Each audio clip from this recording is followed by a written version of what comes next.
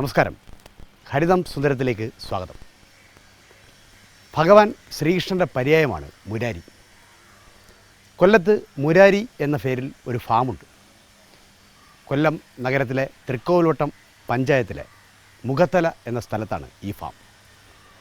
പേരിൻ്റെ സവിശേഷത പോലെ തന്നെ ദ്വാരക സമാനമായ സജ്ജീകരണങ്ങളാണ് മുരാരി ഫാമിലുള്ളത്. പൈക്കളും ആടും കോഴിയും പുല്ലും പറവകളുമൊക്കെയായി മുരാരി ഫാമിൻ്റെ വിശേഷങ്ങൾ തേടിയാണ് ഇന്ന് ഹരിതം സുന്ദരം യാത്രയാകുന്നത്. കാണാം ആ കാഴ്ചകൾ.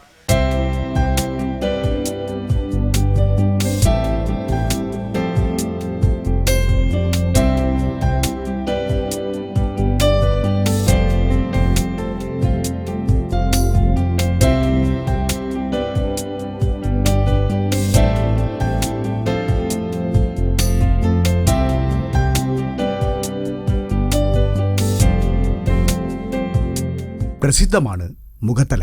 മേടപ്പത്ത് കഴിഞ്ഞാൽ കൊല്ലം ജില്ലയിലെ ഉത്സവങ്ങൾ ഏതാണ്ടൊക്കെ സമാപിക്കും. എന്നാൽ മേടപ്പത്തിനു ശേഷം ഉത്സവം നടക്കുന്ന ക്ഷേത്രം കൂടിയാണ് മുഖത്തല മുരാരി ക്ഷേത്രം.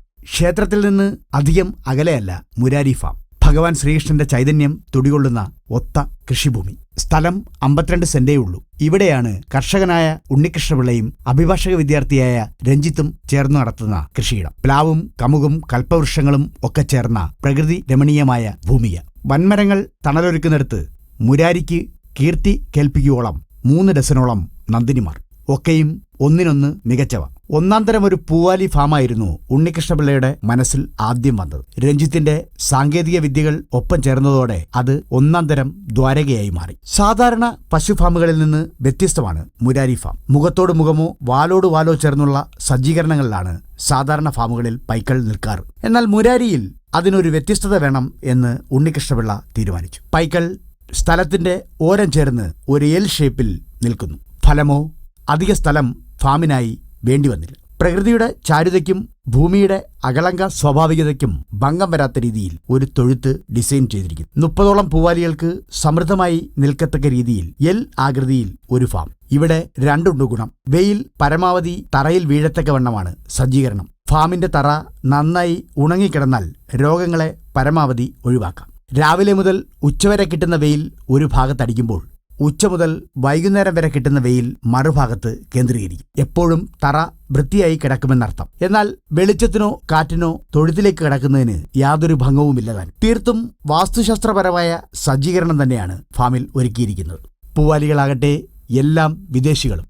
30ഓളം വരുന്ന തങ്ങളുടെ ഫാമിൽ പൂവാലികൾ വ്യത്യസ്ത ഇനങ്ങൾ വേണമെന്ന് നിർബന്ധമുണ്ടായിരുന്നു ഉണ്ണികൃഷ്ണപിള്ളയ്ക്കും രഞ്ജിത്തിനും. പൈക്കളായാൽ കൂടുതൽ പാൽ തരുന്ന ഇനം വേണം. വന്നത് അയർലൻഡുകാരികളായ ഹോൾസ്റ്റെയിൻ ഫ്രീസിയൻ. വർഷത്തിൽ 305 ദിവസവും പാൽ തരും. പാലാകട്ടെ കൊഴുപ്പ് കണങ്ങൾ അല്പം കുറവെങ്കിലും സുദീർഘമായ കറവയുണ്ട് എന്നതാണ് മെച്ചം. ഹോൾസ്റ്റെയിൻ പൈക്കൾക്ക് ചൂട് ഒട്ടും താങ്ങാൻ കഴിയില്ല. കറുപ്പിലും വെളുപ്പിലും മേനി സുന്ദരികളാകുന്ന ഇവർ കുളമ്പിൽ കേക്ക് പോലെ മൃദുത്വം പുലർത്തുന്നവരാണ്. അതുകൊണ്ട് തന്നെ ആടി ഉലഞ്ഞു നിൽക്കുവാൻ റബ്ബർ മെത്തകൾ തന്നെ ഫാമിൽ ശരണം. പാലളവിൽ കീർത്തി കേട്ടവരാണ് ഹോൾസ്റ്റെയിൻ. മുരാരിയിൽ വന്നിട്ടും ആ കീർത്തിക്ക് മാറ്റമൊന്നും സംഭവിച്ചില്ല.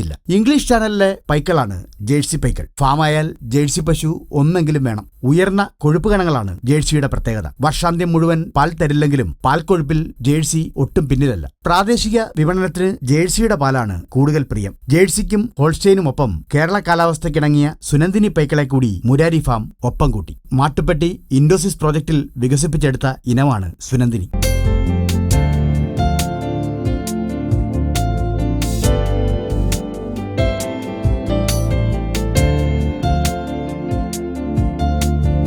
മുരാരി ഫാമിൻ്റെ ഉടമ ശ്രീ ഉണ്ണികൃഷ്ണൻ നമ്മോട് ചില വിശേഷങ്ങൾ പങ്കുവയ്ക്കുകയാണ്. സ്വാഗതം ചെയ്യാം ശ്രീ ഉണ്ണികൃഷ്ണനെ. നമസ്കാരം. നമസ്കാരം. ഇപ്പോൾ എത്ര വർഷമായി ഈ ഫാം ആരംഭിച്ചിട്ട്? ഇപ്പോൾ ഇതിൻ്റെ വർക്ക് തുടങ്ങിയിട്ടുണ്ട് 1 വർഷത്തോളമായി. ഇത് സ്റ്റാർട്ട് ചെയ്തിട്ട് ഒരു 5-6 മാസത്തിനാവും. ഉണ്ണികൃഷ്ണൻ ഈ ഒരു രംഗത്തേക്ക് വരാനുണ്ടായ ഒരു കാരണം? അത് വളരെ ചെറിയ പ്രായത്തിൽ പശുക്കളും അതുപോലെ കന്നാലികളും ഒക്കെ വീട്ടിൽ അച്ഛൻ വളർത്തിയിട്ടുണ്ടായിരുന്നു. അപ്പോൾ ഇതിനെയൊക്കെ പരിപോഷിക്കുന്ന ജോലി എനിക്കുള്ളായിരുന്നു. അപ്പോൾ അതിൻ്റെ ഒരു മനസ്സിൽ ഉണ്ടായിരുന്ന ഒരു ആഗ്രഹം. ഇങ്ങനെ സാധാരണഗതിയിലിപ്പോൾ ഈ ഒരു പ്രായത്തിലൊക്കെ ഇങ്ങനെ പൊതുവായിട്ട് ഈ ഒരു ഫാമിംഗ് രംഗത്തേക്ക് വരാൻ പൊതുവെ ആളുകൾ ധൈര്യപ്പെടുന്നൊരു കാലമല്ല. അപ്പോൾ എന്ത് ധൈര്യമാണ് ഉണ്ണികൃഷ്ണൻ ഇത് കിട്ടി? ഇതൊരു ലാഭമുള്ള ബിസിനസ് അല്ല. പക്ഷേ സമൂഹത്തിൽ ഒരുപാട് മാന്യതയും അംഗീകാരമൊക്കെ കിട്ടുന്നതായിട്ടാണ് നമ്മൾ ദൃശ്യമാധ്യമങ്ങളും അതുപോലുള്ള കാര്യങ്ങളിൽ നിന്നൊക്കെ പൊതു ഒരു അറിവിൽ നിന്ന് മനസ്സിലാക്കിയിട്ടുള്ളത്. അപ്പം കഷ്ടപ്പെട്ടാൽ പ്രയോജനമുള്ളതാണെന്നുള്ള തൽക്കാലം ഇതുകൊണ്ട് വലിയ നേട്ടമില്ല. എങ്കിൽ ഭാവിയിൽ ഇത് ഒരു അഭിമാനത്തിൻ്റെയും സമ്പത്തിൻ്റെയും ഭാഗമാകുന്നുള്ളതാണ് ഉറച്ച്. അപ്പോൾ ഇങ്ങനെ വരുമ്പോൾ ഇത് ഏകദേശം ഇപ്പോൾ ഏകദേശം 1 വർഷം പൂർത്തിയാകുന്നു. കേവലം ഒരു 3 വർഷം കൊണ്ട് തന്നെ ഇതൊരു ലാഭത്തിലേക്ക് കൊണ്ടുപോകാൻ കഴിയുമെന്നൊരു പ്രതീക്ഷയുണ്ട്. അത് പ്രതീക്ഷയുണ്ട്. ഇപ്പോഴും നമുക്ക് തലയിൽ കൈവയ്ക്കുന്ന ഒരു ചുറ്റുപാടിലാണ്. പക്ഷേ അത് നമ്മൾ മനസ്സ് വിടാതെ വളരെ ശക്തമായി മുന്നോട്ട് പോയാൽ നേട്ടമുണ്ടാകും.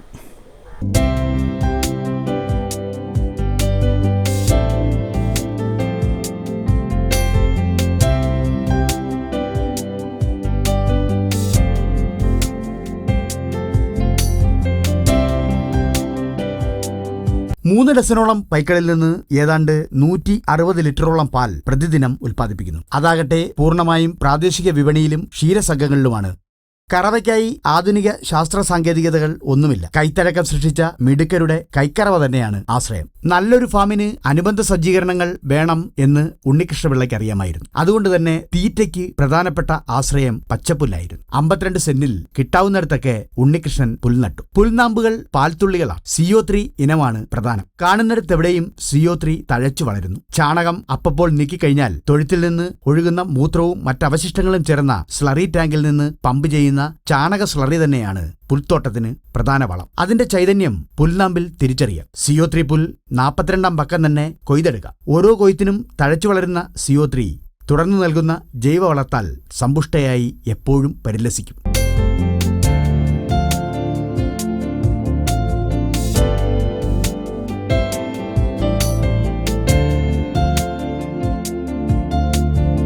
ഈ രംഗത്തേക്ക് വന്നപ്പോൾ ഉണ്ണികൃഷ്ണൻ ആദ്യം അനുഭവിച്ച ഒരു വെല്ലുവിളി എന്താ? വെല്ലുവിളി ഇവിടെ മറ്റ് ബുദ്ധിമുട്ടുകളൊന്നും ഈ ഫാമിനെ സംബന്ധിച്ചിട്ടുള്ള എല്ലാം വളരെ ഭംഗിയായിട്ടാണ് നമ്മൾ ചെയ്തിരിക്കുന്നത്. അയൽക്കാരായിട്ടുള്ള 1-2 പേരുടെ ഭാഗത്തുനിന്ന് ആവശ്യമില്ല ശക്തമായ രീതിയിലുള്ള എപ്പോഴും പരാതികളും പ്രശ്നങ്ങളും. എന്നാൽ അതിൻ്റെയൊക്കെ ഒരു കാര്യവുമില്ല. അവരുദ്ദേശിക്കുന്നത് ഇതുകൊണ്ട് അവർക്ക് നേട്ടമൊന്നുമില്ലല്ലോ, പിന്നെ ഇങ്ങനൊരു സ്ഥാപനം ഇവിടെ എന്തിനാണ് എന്നുള്ള ചിന്താഗതി കൊണ്ടാണ് ഈ സ്ഥാപനത്തെ. ഈ ഒരു ഫാം തുടങ്ങാനായിട്ട് മുന്നോട്ട് വരുന്ന ആളുകളെ ആദ്യം ശ്രദ്ധിക്കേണ്ട ഘടകം എന്താ? പ്രധാനമായിട്ടും ആദ്യം ശ്രദ്ധിക്കേണ്ട ഘടകം അയൽക്കാരെയൊക്കെ സൂക്ഷിക്കുക എന്നുള്ളതാണ്. അവർക്ക് സുരക്ഷിതമായ രീതിയിൽ വേണം നമ്മൾ കാര്യങ്ങൾ ചെയ്യാൻ. നമുക്ക് കുറച്ച് ബുദ്ധിമുട്ടുകൾ അധികം ഉണ്ടായാലും അവർക്ക് നമ്മളെ കൊണ്ട് ഒരു ബുദ്ധിമുട്ട് ഉണ്ടാകരുത്. പ്രത്യേകിച്ച് ഈ പശു ഫാം, പ്രത്യേകിച്ച് പശുക്കളാണല്ലോ. ഇപ്പോൾ 20ഓളം പശുക്കൾ, അതിനുവേണ്ട ഏതാണ്ട് 5-6 കിടാങ്ങളും എരുമകളും ഒക്കെ ഉണ്ട്. അപ്പോൾ ഒരു പൈക്കൾ ഉൾപ്പെടുന്ന ഒരു ഫാം നടത്തുന്ന ഒരാൾ പ്രധാനമായിട്ട് ശ്രദ്ധിക്കേണ്ട കാര്യങ്ങൾ എന്തൊക്കെ? അത് പശുക്കളെ വാങ്ങുന്നത് സൂക്ഷിച്ച് വാങ്ങണം. പിന്നെ നമ്മുടെ പുരയിടത്തിൻ്റെ പരമാവധി പുരയിടം വേസ്റ്റ് ആകാത്ത നമ്മൾ പ്രയോജനപ്പെടുത്തിയെടുക്കണം. പുൽകൃഷിക്കും അതുപോലെ മറ്റ് ഷെഡുകളുമൊക്കെ നിർമ്മിക്കുമ്പം അത് വളരെ സൂക്ഷിച്ച് ചെയ്യണം. അതിന് ഭൂമി അത് വളരെ ഫലവത്താക്കി എടുക്കുക എന്നുള്ളതാണ് പ്രധാനമായിട്ടുള്ള ഒരു ഘടകം. ഈ ഫാമിൻ്റെ ഒരു സൂര്യൻ ഉദിക്കുമ്പോൾ മുതൽ അസ്തമിക്കുമ്പോൾ വരെയുള്ള ചില പ്രവർത്തനങ്ങളുണ്ട്, അതൊന്ന് വിശദീകരിക്കാമോ? രാവിലെ 4 മണിയാകുമ്പം നമ്മുടെ ആത്മാർത്ഥതയുള്ള തൊഴിലാളികളുണ്ട്. അതിനെ അങ്ങനെ വേണം പറയാൻ. അവർ വളരെ കാര്യക്ഷമമായ രീതിയിൽ ഇതിനെ ചെയ്യുന്നുണ്ട്. അതുപോലെ തന്നെ എന്നെ ഇതിന് സഹായിക്കുന്ന എൻ്റെ സുഹൃത്തായിട്ടുള്ള രഞ്ജിത്ത് വളരെ കാര്യക്ഷമമായിട്ട് ഇത് മുന്നോട്ട് കൊണ്ടുപോകുന്നതിന് വേണ്ടി വളരെ കഠിനാധ്വാനം ചെയ്യുന്നുണ്ട്. പിന്നെ ഇതിൻ്റെ ചിട്ടയായിട്ടുള്ള പ്രവർത്തനം വൈകുന്നേരം വരെ കൃത്യമായിട്ട് നമ്മളൊരു വീഴ്ച വരുത്താതെ കൊണ്ടുപോകുന്നുണ്ട്.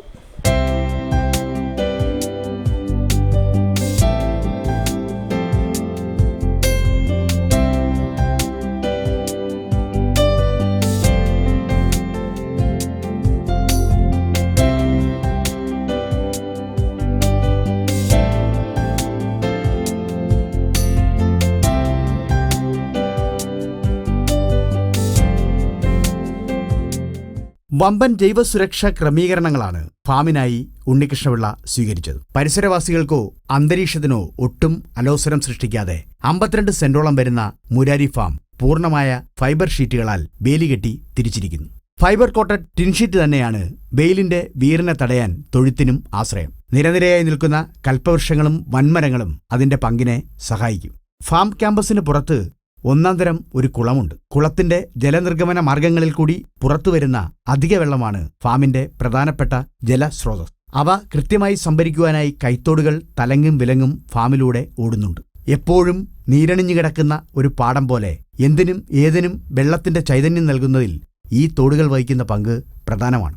അവിടെ നീന്തിക്കളിക്കാൻ ബാത്തകളും ഒപ്പം വല്ലപ്പോഴുമൊന്ന് ഊളിയിട്ടിറങ്ങുവാൻ പോത്തുകളും മത്സരിക്കും.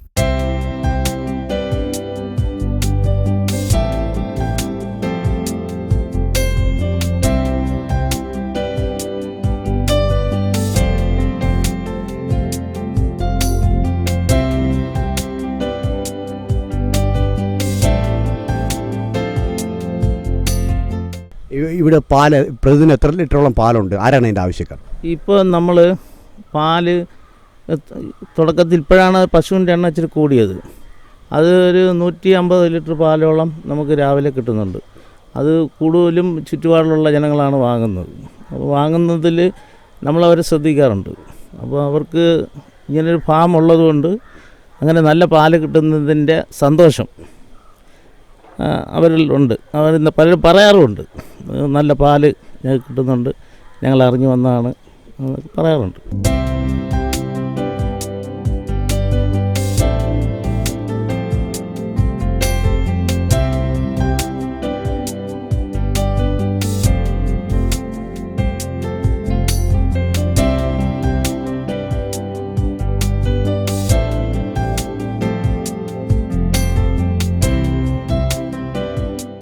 പശു വളർത്തലിലെ ബോണസുകളാണ് പൈക്കുട്ടികൾ എന്ന് മുരാരി ഫാമിനറിയാം. അതുകൊണ്ട് തന്നെ അവയുടെ സംരക്ഷണത്തിനായി പ്രത്യേക കൂടുകൾ തന്നെ ഒരുക്കിയിട്ടുണ്ട്. ഫാമിന് പുറത്തും പ്രത്യേക കൂടുകളിലും പരിലസിക്കുന്ന കിടാങ്ങൾക്ക് പ്രത്യേക പരിചരണം തന്നെയുണ്ട്. എല്ലാ ദിവസവും കുളി, ധാതുലവണ മിശ്രിതം, മീനെണ്ണ ഇവയൊക്കെ കൃത്യമായ ഇടവേളകളിൽ വിരമരുന്നുകൾ നൽകൽ ഇവയൊക്കെ പതിവാണ്. മുരാരി ഫാമിന് കേരള സർക്കാരിന്റെ സഹായങ്ങൾ കൂടിയുണ്ട്. കേരള സർക്കാരിന്റെ ക്ഷീരവികസന വകുപ്പിന്റെ മിൽക്ക് ഷെഡ് വികസന പദ്ധതിയിൽ ഉൾപ്പെടുത്തി 10 പശുക്കളുടെ യൂണിറ്റിനുള്ള സബ്സിഡി കൂടി നൽകിയാണ് മുരാരി ഫാം പ്രവർത്തിപ്പിക്കുന്നത്. കഴിഞ്ഞ വർഷത്തെ സർക്കാരിന്റെ ഈ ആനുകൂല്യം പ്രവർത്തന മികവിന്റെ സാക്ഷ്യത്താൽ നേടാൻ കഴിഞ്ഞു എന്നത് മുരാരി ഫാമിന്റെ മേന്മ കൂടിയാണ്.